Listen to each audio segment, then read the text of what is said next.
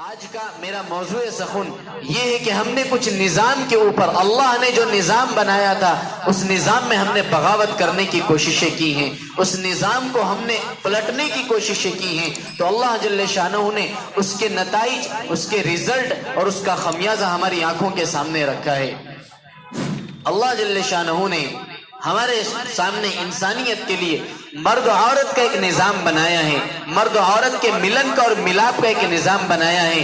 اللہ جل شانہ نے عورت کی فطرت میں مرد کی جانب میلان اور کشش رکھی ہے، عورت کی فطرت میں مرد کی جانب اور مرد کی فطرت میں عورت کی جانب یہ اللہ کی طرف سے ایک کشش رکھی گئی ہے، ایک میلان رکھا گیا ہے۔ اب اللہ جل شانہ نے اس نظام کو مکمل کرنے کے لیے ہم سب کے لیے خوبصورت نظام نکاح کا ایک نظام پیدا فرمایا، نکاح کا ایک ذریعہ ہمارے لیے بنایا تاکہ ہم حرام کے راستوں سے بچ کر، چونکہ اللہ نے فطرت میں شہوت رکھی ہے، اللہ نے فطرت میں تقاضا رکھا ہے، مرد ہو کہ عورت ہو دونوں کی فطرت میں اللہ نے تقاضا رکھا ہے۔ اب اس انسانی تقاضے کو پورا کرنے کے لیے، اس فطری تقاضے کو، بشری تقاضے کو پورا کرنے کے لیے اللہ جل شانہ نے ایک نظام دیا ہے، وہ نظام ہے نکاح کا نظام۔ اور اللہ نے اس نظام کو، چونکہ اس روئے زمین پر بسنے والی تمام انسانیت یکساں نہیں ہو سکتی ہے، ان کے اندر کچھ فرق ہے، مالی اعتبار سے، حیثیت کے اعتبار سے، رتبوں کے اعتبار سے اور درجوں کے اعتبار سے اللہ نے فرق مراتب رکھا ہے۔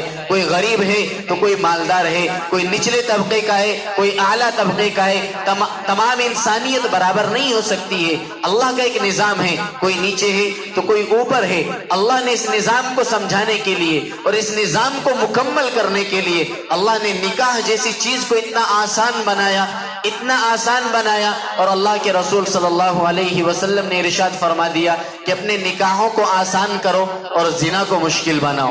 اب ہم نے فطرت کے اس قانون سے بغاوت کرنے کی کوششیں کی، آج ہم نے نکاح کو مشکل بنایا، زنا آسان ہو گیا۔ اگر حرام کے راستوں کو روکنے کی کوشش نہیں کی جائے گی اور اللہ نے جس نظام کو آسان رکھا ہے، اگر اس نظام کے اندر انسانیت نے دشواری پیش کرنے کی کوشش کی، اگر اس نظام کے اندر انسانوں نے اس کو مشکل بنانے کی کوشش کی اور اس نظام کو ایسا بنایا کہ تمام انسانیت اس کو برداشت نہ کر سکے، تمام انسانیت اس کو جھیل نہ سکے، تو اس کے نتائج ہمارے سامنے ہیں۔ آج نکاح کو ہم نے مشکل بنایا تو ہم نے حلال کے راستوں کو بند کرنا چاہا تو اللہ نے اس کے نتیجے میں، اس کے رزلٹ میں حرام کے راستے کھول دیے۔ انسانیت کے اندر زنا کے راستے اس قدر کھل گئے ہیں، اس قدر زنا کے راستے کھل گئے ہیں۔ کیوں؟ وجہ یہی ہے کہ ہم نے نکاح کو مشکل بنایا۔ اللہ کے رسول کی تعلیمات یہ نہیں ہے، قرآن کا پیغام یہ نہیں ہے۔ ہم کو جو نظام دیا گیا ہے وہ فطری نظام ہے، انسان کی جو فطرت بنائی گئی ہے وہ فطری نظام اللہ نے اسلام کے ذریعے سے ہم کو عطا فرمایا۔ اس ڈگر سے اگر ہم نے ہٹنے کی کوشش کی تو یاد رکھنا ہمارے سامنے نتائج خراب ہوں گے، اس راستے سے اگر بھٹکنے کی کوشش کی تو ہمارے سامنے رزلٹ اچھے نہیں ہوں گے۔ آج ہم سب کے سامنے ہیں، شادی بیاہوں کا ماحول اس قدر خراب ہے، اس قدر خراب ہے، ہر اعتبار سے، ہر اسٹیج پر آپ آ کر دیکھیں، ہم نے رسول اللہ صلی اللہ علیہ وسلم کی مخالفت ہر اسٹیج پر کی ہے، شادی بیاہ کے معاملے میں قرآن کی مخالفت ہر اسٹیج میں کی ہے۔ گھر والے ہوں، جس کی شادی ہو رہی ہے وہ ہو، کوئی بھی ہو، چھوٹے سے لے کر بڑے تک، ہر ایک سنت کی خلاف ورزی پر لگائے، ہر ایک شریعت کی خلاف ورزی پر لگائے اور کسی کو احساس تک نہیں۔ اور پھر سب کو شکوے ہیں، شکایتیں ہیں کہ گھروں میں بے برکتی ہے، رشتوں کے اندر برکت ختم ہو گئی، پیار محبت ختم ہو گیا، طلاق پہ طلاق ہو رہی ہے۔ گھروں کے اندر رہ کر ایک دوسرے کو اس طرح کی نظروں سے دیکھتے ہیں کہ جیسے کوئی دشمن کسی کو دیکھ رہا ہو۔ آپسی لڑائی جھگڑے، ماں باپ کی بیٹوں کے ساتھ نہیں بن رہی، بیٹوں کی ماں باپ کے ساتھ نہیں بن رہی، بہو آ گئی تو بہو کی ساس کے ساتھ نہیں بن رہی، ساس کی بہو کے ساتھ نہیں بن رہی۔ کیوں؟ آپ نے اس رشتے کی بنیاد جس چیز پر رکھی ہے وہ رسوم پر رکھی ہے، بدعتوں پر رکھی ہے، رسم و رواجوں پر رکھی ہے، سنتوں پر آپ نے بنیاد نہیں رکھی۔ سنتوں پر آپ اور میں بنیاد رکھتے تو برکتیں پیدا ہوتی، سنتوں پر بنیاد رکھتے تو رسول اللہ صلی اللہ علیہ وسلم جیسا گھرانہ بنتا، سنتوں پر بنیاد ہوتی تو برکتوں کے نتیجے میں پیار و محبت پیدا ہوتا۔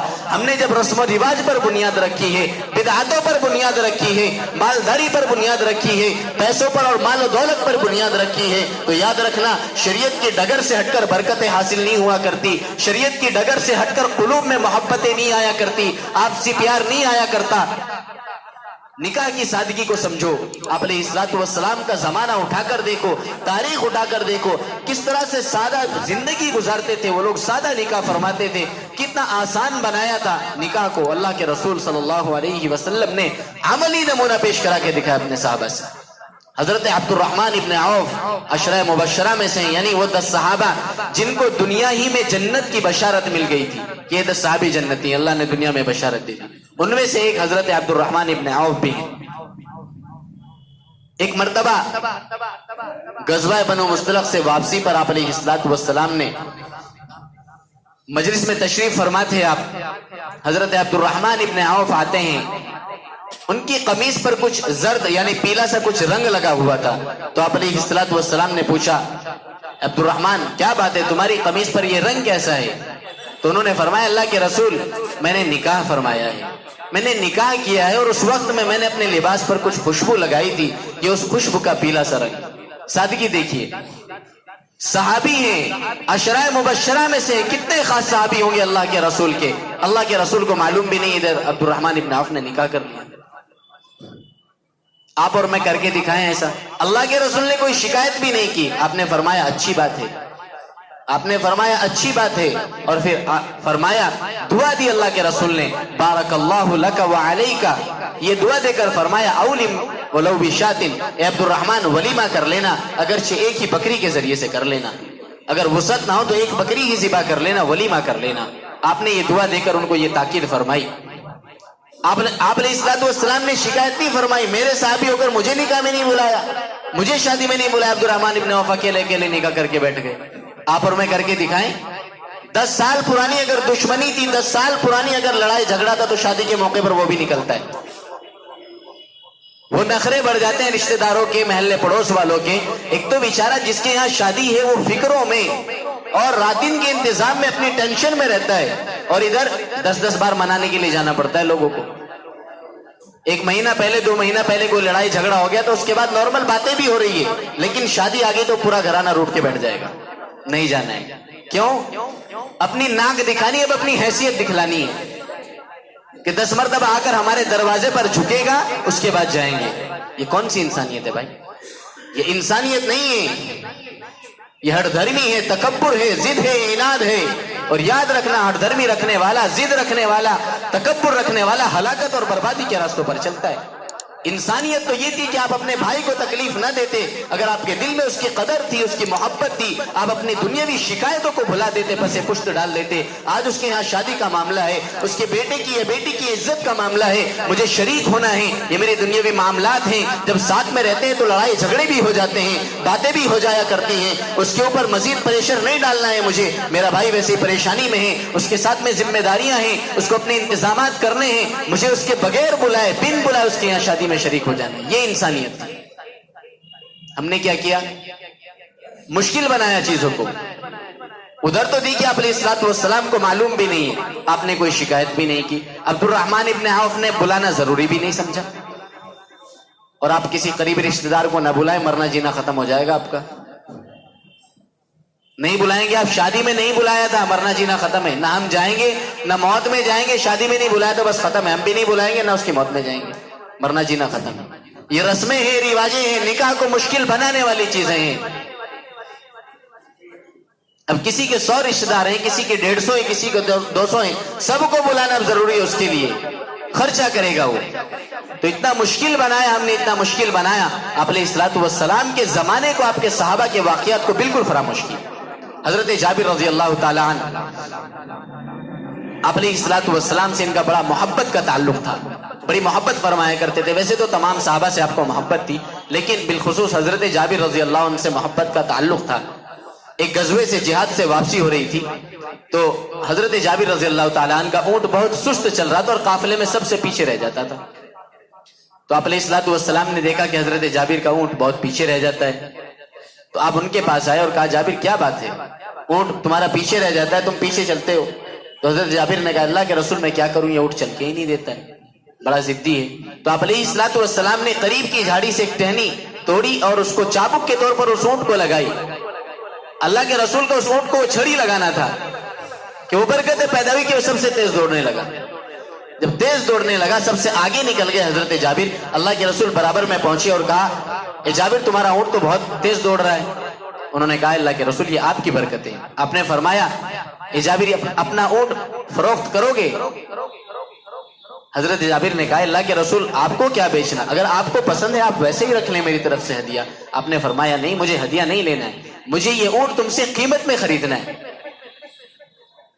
حضرت جابر نے کہا اللہ کے رسول آپ جو قیمت لگائے میں دینے کو تیار ہوں.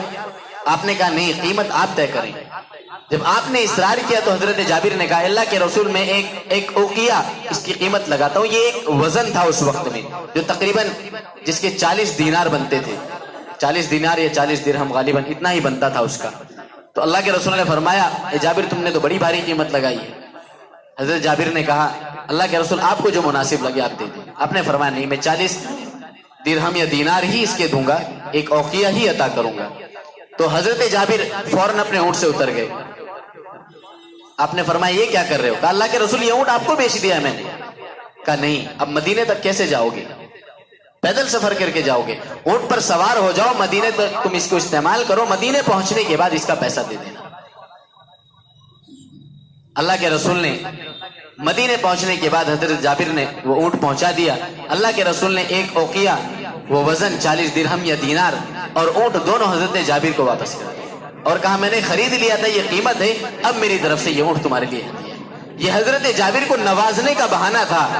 اگر ایسے ہی دیتے کہیں حضرت جابر کے دل میں یہ خیال نہ آتا کہ میری غربت کی وجہ سے اللہ کے رسول مجھے دے رہے ہیں غربت کی وجہ سے. نہیں، آپ نے اونٹ خریدا، معاملہ کیا، اس کا پیسہ بھی واپس کیا اور اونٹ بھی واپس کر دیا. اسی موقع پر اسی سفر میں حضرت جابر رضی اللہ تعالی عنہ سے آپ نے پوچھا جابر کیا تم نے نکاح بھی کیا ہے؟ حضرت جابر نے کہا اللہ کے رسول اس غزوے میں، اس جہاد میں، اس سفر میں آنے سے پہلے میں نے نکاح کیا ہے. کہا کہ کنواری لڑکی سے شادی کیے ہوئی کہ مطلقہ سے، کسی بیوہ سے؟ حضرت جابر نے کہا اللہ کے رسول میں نے بیوہ سے شادی کی. آپ نے فرمایا کیوں؟ کنواری لڑکی سے کیوں شادی نہیں کی آپ نے؟ حضرت جابر نے کہا اللہ کے رسول میرے والد کا انتقال ہو گیا ہے، میری بہت ساری بڑی بڑی بہنیں ہیں، اب میری ان بہنوں کا خیال ایک کنواری لڑکی اچھے سے نہیں کر سکتی ہے، مجھے اپنا گھر چلانا ہے. ایک شادی شدہ عورت جو پہلے سے طلاق شدہ ہے وہ گھر کے انتظام کو جانتی ہے، وہ گھر کو چلانا جانتی ہے، اس لیے میں نے اس مطلقہ عورت سے شادی کی تاکہ میری بہنوں کی اچھے سے پرورش کر سکے. آپ نے پھر دعا فرمائی بارک اللہ لک وعلیک وجمع بینکما بالخیر. یہاں پر بھی دیکھیے اللہ کے رسول کو معلوم بھی نہیں ہے، حضرت جابر جیسے محبت کرنے والے شخص، اللہ کے رسول کو معلوم نہیں حضرت جابر نے کب نکاح کر لیا. آپ نے کوئی شکایت نہیں کی جابر تم نے مجھے کیوں نہیں بلایا، میرے صحابی ہو کر مجھے نہیں بلایا نکاح میں. یہ سادگی تھی، یہ نکاح کی سادگی تھی. اب اس کا مطلب یہ نہیں کہ میں آپ سے یہ کہہ رہا ہوں کہ رشتہ داروں کو بلانا ناجائز و حرام ہے، نہیں، بلائیں آپ، لیکن اتنا اہتمام نہ کریں کہ بغیر بلائے کام ہی نہ چلے. جہاں پر بغیر بلائے کام چل سکتا ہو نہ بلائیں، اور جن کو نہ بلایا جائے ان کا فریضہ یہ ہے کہ اس کو برا نہ مانیں، اس چیز کو دل پر نہ لیں. سامنے والے کا ہو سکتا ہے انتظام نہ ہو. آج ہمارے معاشرے میں ہماری خرابیوں کی وجہ سے آپ کو شدت سمجھاتا ہوں میں کس قدر بڑی شدت ہے ہمارے معاشرے میں. دل دکھتا ہے کہتے ہوئے آج کتنے غریب ہیں بیچارے خودکشی کر کے مر جاتے ہیں. کیوں؟ ہمارے معاشرے کا مالدار ذمہ دار ہے اس معاملے کا.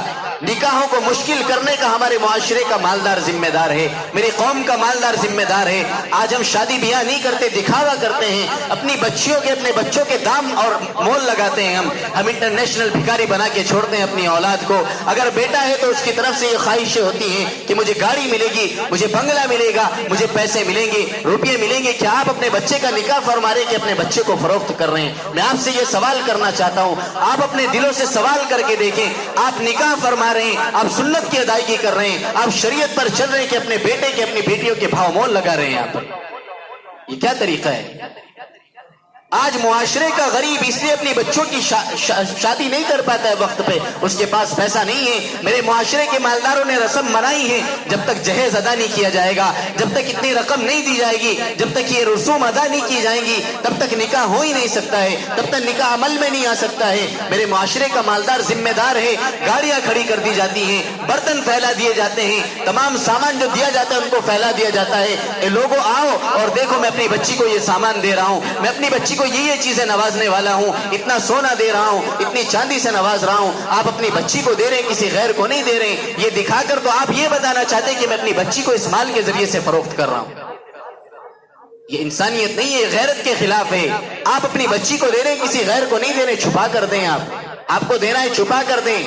अब ये जब मुआशरा बन गया, गरीब के जहन में ये है मेरे पास तो माल और दौलत नहीं है, मेरे पास तो माल और रुपया नहीं है, मैं अपनी बच्ची को कैसे विदा करूंगा, मैं अवाम के सामने और मुआशरे के सामने जो लोग मेरे यहाँ आएंगे दावती बनकर, मैं उनको कैसे सोना चांदी दिखाऊंगा, मेरे पास तो पैसा नहीं है। और इसी पेट को चलाने के लिए, इसी गुर्बत की वजह से आज मुआशरे में कितनी नौजवान बच्चियां हैं जिन्होंने जिना का रास्ता इख्तियार किया अपने पेट को भरने के लिए। मुसलमानों ने ज़कात के निज़ाम से बगावत की तो जिना आम हुआ, निकाह को दुश्वार किया तो जिना आम हुआ। और उम्मत के मालदार, इस कौम के मालदार, उनकी ना चौधराहट जाती है, ना उनकी मालदारी जाती है, ना उनकी सरदारी जाती है। गरीब की बच्चियों को हमने कोटे पे बिठा दिया। उनके साथ जिना करने वाले कौन हैं? वही तो है जो पैसे उड़ाते हैं, वही तो है जो माल और दौलत खर्च करके जिनकी औलाद के पास पैसा है, दिनों को पैसे कमाते हैं। माँ बाप ने पैसा कमा कर दिया है, रात को शराब में, कबाब में, अपनी जवानी के नशे में और रात के वक्त में, और उम्मत के, कौम के उन नौजवान बच्चियों को जो गुर्बत की वजह से अपना जिस्म और अपना तन बेचने के लिए मजबूर हैं।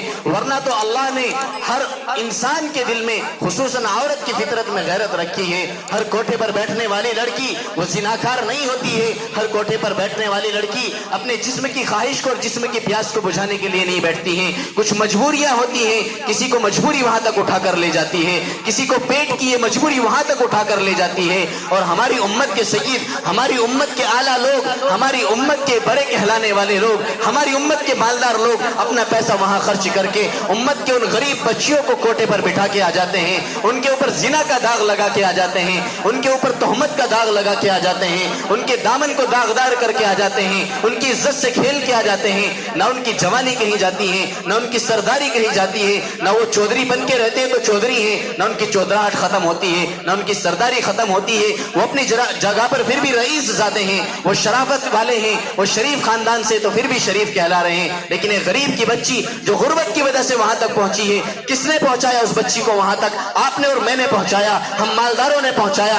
हम पैसे वालों ने पहुंचाया। याद रखना, जब अल्लाह के यहाँ पूछ होगी उस बच्ची को सजा जरूर मिलेगी, लेकिन उससे आप भी बरी नहीं हो पाएंगे। आपका गिरेबान भी पकड़ा जाएगा। उसके दामन को दागदार करने में आपका बराबर का हाथ है, उसके दामन को दागदार करने में मेरा बराबर का हाथ है। तो माल के नशे में, दौलत के नशे में उम्मत के अंदर बिगाड़ पैदा करने वालों, याद रखो, उम्मत के गरीबों को उस नहज पर न पहुंचाओ को अपनी जाने देने पर मजबूर हो जाए। उम्मत की गरीब बच्चियों को उस निढाल पर न पहुंचाओ, उनको रास्ते पर न पहुंचाओ कि वो अपनी इज्जतें बेचने पर मजबूर हो जाएं। उनको इस तरह मजबूर न करो अपने पेट की खातिर वो अपनी इज्जतों को नीलाम करने वाली बन जाएं, वरना आखिरत में अल्लाह की पकड़ से आपको और मुझे कोई बचा नहीं सकता है। इस निजाम को संवारो, इस निजाम को सुधारो, जहेज के मामले को खत्म करो। उम्मत का कितना गरीब आज किसी के घर में 4 बेटियां पैदा हो जाए और बेचारे के यहाँ इंतजाम ना हो, शर्म गैरत के मारे जिंदगी तबाह हो जाती है उस बाप की। खुदकुशी कर बैठते हैं कितने लोग शादी के मौकों पर, चूंकि रस्म रिवाज को अदा करना जब जरूरी समझ लिया गया, जरूरी बना दिया गया। अब एक गरीब अपना घर बेचकर, अपनी प्रॉपर्टी बेचकर, अपनी जमीन बेचकर उधार पैसा लेगा, बैंक से लोन उठाएगा, कर्जों पर पैसा लेगा ताकि इज्जत के साथ अपनी बच्ची को विदा कर सके, इज्जत के साथ अपनी बच्ची को घर से रुखसत कर सके। फिर उस कर्ज की अदायगी नहीं कर पाता है क्योंकि उसके यहाँ कमाने के इंतजाम नहीं है, और इसी चक्कर में अपनी जान दे बैठता है, इसी चक्कर में फांसी के फंदे से लटक जाता है। क्यों? गैरत की वजह से वो रह नहीं सकता है, कहां से पैसा अदा करेंगे? इस निजाम को संवारो, वरना तो आप और मैं बराबर के शरीक है इस जुर्म में। आप अपनी बच्ची को दे रहे हैं, और मैं आज इस मिंबर से यह ऐलान करता हूं और अहद लेना चाहता हूं इस उम्मत के तमाम नौजवानों से, जितने नौजवान यहां पर मौजूद हैं, आप अपने आप को फरोख्त ना करना, अपनी कीमत ना लगाना। अल्लाह के रसूल ने फरमाया, लोग निकाह करते हैं या तो हसब नसब की वजह से निकाह करते हैं, या मालो दौलत की वजह से निकाह करते हैं, या हुस्न जमाल की बिना पर निकाह करते हैं, या दीनदारी की बिना पर निकाह करते हैं। याद रखना, इन 4 रास्तों में अल्लाह के रसूल ने फरमाया सबसे बेहतर तरीका, सबसे बेहतर वो लोग हैं जो दीनदारी की बिना पर निकाह फरमाते हैं, घर दीनदारी से चलते हैं, घर तकवा परहेजगारी से चला करते हैं, घर अल्लाह के खौफ से चला करते ہیں, رسولullah کی سنتوں کے شوق میں گھر چلا کرتے ہیں, مال و دولت کی بنیاد پر گھر نہیں چلتے, اور عشق و محبت کی بنیاد پر گھر نہیں چلا کرتے, حسب و نسب کی بنیاد پر گھر نہیں چلا کرتے. جن چیزوں کی بنا پر گھر چلتے ہیں وہ ہم نے چھوڑ دی ہیں, اس لیے گھروں میں بے برکتی ہیں. ایک عورت اپنے شوہر کے حقوق اسی وقت ادا کر سکتی ہے جب اس کے دل میں اللہ کا خوف ہوگا, اللہ کے رسول کی سنتوں کی محبت جب دل میں ہوگی تبھی ادا کر سکتی ہے, ورنہ تو کوئی پولیس, کوئی حکومت ایک بیوی سے اس کے شوہر کے حقوق ادا نہیں کرا سکتی. اتنا کرا سکتی ہے کہ اس کو مجبور کرے, یا تو دونوں کے راستے کو الگ کرا سکتی ہے. حکومت اور پولیس اتنا کرا سکتی ہے, ایک شوہر کو مجبور کر سکتی ہے کہ مہر ادا کرو, اپنی بیوی کا خرچہ اٹھاؤ. لیکن کیا کوئی پولیس, کیا کوئی حکومت کسی شوہر کے دل میں اس کی بیوی کی محبت کو پیدا کر سکتی ہے؟ نہیں, ہرگز نہیں. کیا کسی شوہر کے دل میں یہ بات پیدا کر سکتی ہے کہ جب بھی گھر میں آئے تو چہرے پر مسکراہٹ اور ہنسی لے کر اپنی بیوی کے سامنے آئے؟ نہیں, کوئی انتظام پیدا نہیں کر سکتی ہے. یہ تو صرف بیوی چاہے تو ہو سکتا ہے, شوہر چاہے تو ہو سکتا ہے, اور ایسا تبھی ہو سکتا ہے جس شوہر کے دل میں اللہ کا خوف ہوگا, رسول اللہ کی سنتوں کا شوق ہوگا, اور اس کو شریعت پر چلنے کا شوق ہوگا. وہ بیوی کے حقوق کو جان کر ان کی ادائیگی کی فکر کرے گا. اسی طرح بیوی ہوگی, اس کے دل میں اللہ کا خوف ہو, تقوی ہو, رسول اللہ کی سنتوں سے پیار ہو, دین سے محبت کرنے والی ہو, اس کو اپنے شوہر کے حقوق کی ادائیگی کی فکر ہوگی. تو اس نظام کو بہتر بنانے کے لیے تقوی ضروری ہے, پرہیزگاری ضروری ہے, دین پر چلنا ضروری ہے. دین پر چلنے سے گھر چلا کرتے ہیں, اور مال و دولت کی بنا پر گھر نہیں چلتے, حسب و نسب کی بنا پر گھر نہیں چلا کرتے. آج گھروں میں اسی لیے ٹوٹ پھوٹ ہے, گھروں میں اسی لیے جوڑ توڑ نہیں ہے. صرف توڑ کی باتیں ہیں, جوڑ اسی لیے نہیں ہے کہ ہم نے صرف مالداری کے بیس پر, مالداری کی بنیاد پر شادیاں کرنی شروع کر دی. مال میں میرا برابر بھی ہے کہ نہیں ہے, چاہے ایک نمبر کا گنڈا ہو, بس مالداری ہونی چاہیے, سب کھپ جاتا ہے. کیا خوب بات ہے. جن کے آنگن میں امیری کا شجر لگتا ہے, جن کے آنگن میں امیری کا شجر لگتا ہے, ان کا ہر عیب زمانے کو ہنر لگتا ہے. امیری ہو تو تمام عیب چھپ جاتے ہیں, ایک غریب کے عیب نہیں چھپتے ہیں چونکہ وہ غریب ہے. ایک مالدار اگر عیب کرے تو اس کو لوگ ہنر سمجھتے ہیں. میرے بھائیو سمجھو ہم کس ڈگر پر جا رہے ہیں. کسی کو مسائل یاد نہیں رہتے. عورتوں اور مردوں کا اختلاط ہے, شادی کے معاملے ہو رہے وہیں عورتیں کھانا کھا رہی ہیں, وہیں مرد کھانا کھا رہے ہیں. بے برکتی نہیں آئے گی تو کیا آئے گا؟ اللہ کے رسول کی سنت کو چھوڑا ہے آپ نے اور میں نے, بے برکتی آئے گی. نکاح کے موقع, نکاح کی مجلس لگی, وہیں عورتیں گھوم رہی ہیں, بے برکتی آئے گی. بس شریعت یاد آتی ہے تو ایک جگہ یاد آتی ہے, سب کو یاد آ جاتی ہے. ہمارے بھی واسطے پڑھتے ہیں, ہر نکاح کی مجلس میں میرا تو واسطہ پڑتا ہی ہے. ایک جگہ پر سب کو شریعت یاد آ جاتی ہے, اور کسی معاملے میں شادی میں شریعت نہیں آتی. جب نکاح پڑھانے کے بعد امام صاحب کو کچھ دینے کا نمبر آتا ہے, وہاں بڑے بڑے مفتی مل جاتے ہیں, بڑے بڑے مفتی ملتے ہیں, ایک سے ایک مسئلہ بتاتے ہیں کھڑے ہو کے. اتنا نہیں, امام صاحب کو اتنا دے دو. نہیں امام صاحب یہ کون سی شریعت میں لکھا ہے, اسی میں شریعت دکھی بس اس کو. بڑے بڑے مفتی ملتے ہیں مجھے تو. اور جگہ نہیں دیکھیں گے کہ ہم نے کھانے کا نظام کیا بنایا, اسٹینڈنگ نظام بنایا, کھڑے ہو کر کھانا کھا رہے جانوروں کی طرح. کوئی نظام نہیں ہے بیٹھنے کا. مردوں عورتوں کا اختلاط ہے, عورتیں بھی وہیں گھوم رہے, مرد بھی وہیں گھوم رہے. اس میں شریعت نہیں نظر آئے گی. ان ملاؤں کا کھانا بند کر دو, اس میں شریعت دکھتی ہے بس. اللہ رحم فرمائے ہماری امت پر. بہرکیف بات لمبی ہو جائے گی. خرابیاں بہت ہیں, خرابیاں بہت ہیں, ہر آدمی سمجھتا ہے, ہر آدمی کو معلوم ہے. اس نظام کو درست کرو, ورنہ تو زناکاری جس قدر عام ہو گئی ہے اس کے پیچھے ایک وجہ, بڑی وجہ یہ ہے کہ ہم نے جگہ جگہ پر رسوم کو, رواجوں کو جگہ دی ہے اپنی شادیوں میں. رسوم کو, رواجوں کو جگہ دی ہے, نکاح کو مشکل بنایا ہے. تو جب حلال کے راستوں کو بند کیا جائے گا, حرام کے راستے خود بخود کھل جائیں گے. ہم نے نکاح کے راستوں کو بند کیا, زنا کے راستے خود بخود کھل گئے, عام ہو گیا. اب تو انسان اپنی شہوتیں پوری کر رہا ہے 50-50 روپے میں, 100-100 روپے میں. یہ کڑوی حقیقت ہے. نکاح کو اللہ نے جتنا آسان بنایا تھا, اب زنا کو لوگوں نے اتنا آسان بنا لیا.